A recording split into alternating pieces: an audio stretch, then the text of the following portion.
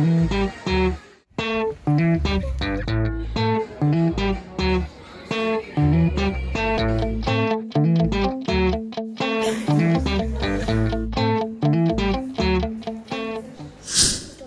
добре дошли в канала на Фондация Изкуство в час.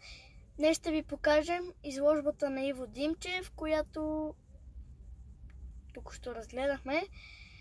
Изградена е от изцяло като надписи, които сега ще видите, на които пише Иво Димчев и номерът му отдолу. Има най-различни фигури, т.е. лица с част от тялото, като Путин, Христо Ботев и тем подобни. Браво, Ради, страхотно въведение.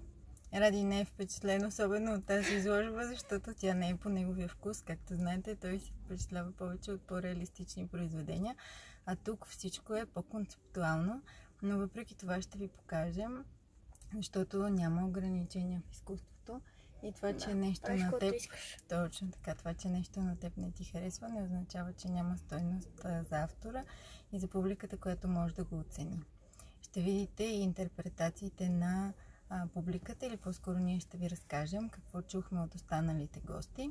А след това ще видите и една изложба на Асоциацията на интериорните дизайнери в България, в която имах удоволствие да се включа с няколко произведения, тъй като аз смятам, че изкуството не е самоцел и това, че дадени произведения са подходящи да се впишат в един интериор, не омаловажава тяхните качества, не ги прави по-малко стойностни и с удоволствие дадох своите предложения да участват в тази изложба, след като бях поканена. Останете с нас! До края! Ето ни в галерията на изложбата на Иво Димчев. И първото, което забелязах, е, че всички повечето картини са направени от някакви кодове с числа. Не знам, навсякъде пише Иво Димчев и номера.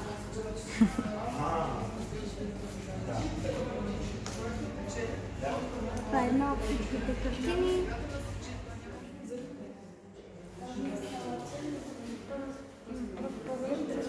Изглеждаше като едно рециклират нещо. Проект за рециклиране ти изглежда. Поядисали са малки кенчета пластмасови, са напихали нещо и се пресушили и стяна. На мен тази инсталация ми изглеждаше като запушена уста, а пък някои гости споделиха, че виждат крила в сенките. Първото, което също в тази стая, което забелязах, е, че следващите картини Владимир Путин. И да не разпознават, ти им каза кой е. И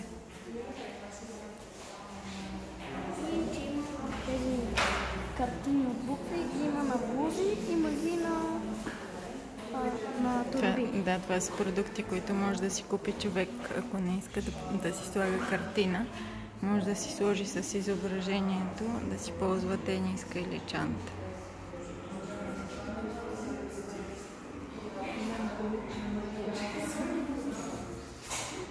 А за тази инсталация искаш ли да кажеш нещо?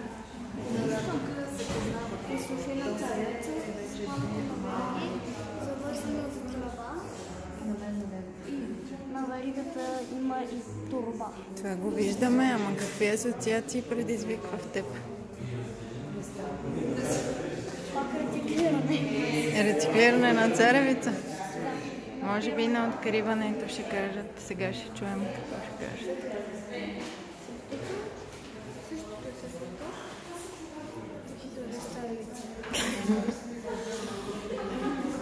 Произведенията в тази изложба не бяха изяснени и обяснени и концепциите останаха неизвестни за нас, затова всеки зрител беше свободен сам да интерпретира според своето усещане какво как вижда и какво означава за него. Това е там в любимите ми картини. А другата е Путин.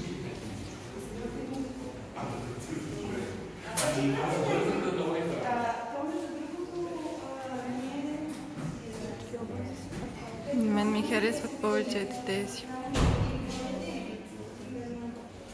И тази с физиономията.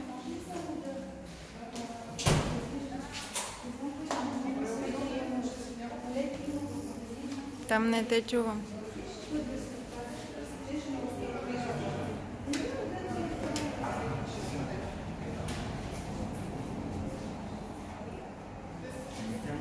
Авторът не присъстваше на изложбата, но пък каза, че по-късно може да се включи на телефонен разговор виртуално и всеки, който иска, има желание, може да му се обади, така както се и нарича изложбата Call Me, и да проведат разговор и да комуникират по повод неговите произведения. Ние не останахме до край, не знаем дали това се е случило и сега вече сме ви пренесли в галерията, която се намира в двора на Съюза на архитектите в София, на улица Кракра. Тя се нарича Галери Спейс Архитектон, известна е като Френски павилион, и това е всички произведения, които са налични в галерията и могат да бъдат разгледани там, преди да бъде подредена и изложбата, в която ще взема участие аз, за която ви споменах по-рано във въведението. Тук има много интересни произведения на различни автори, например Иван Додов, имаме Лилия Сотирова и най-различни други оригинални произведения. На тъмно е много красиво. И ето на другия ден вече новата експозиция. Това са моите две произведения, които са на морска тема плаж. Това е едно столче от картон, което представя млада българска дизайнерка, интериорна. Ето това си останалите ми произведения с златни акценти. Тук има изгрев, планина, въже, страхотна дизайнерска лампа, произведение от естествен мъх, конопена табуретка, една декоративна плочка също на известен дизайнер и тази светеща картина, която изключително много ми хареса. Идея, замисъл и изпълнение. Тук са и няколко дизайнерски решения на професор Банко Банков, няколко лампи. Ето тази масичка, която стои във въздуха, много интересен дизайн също. И започваме с откриването на тази изложба.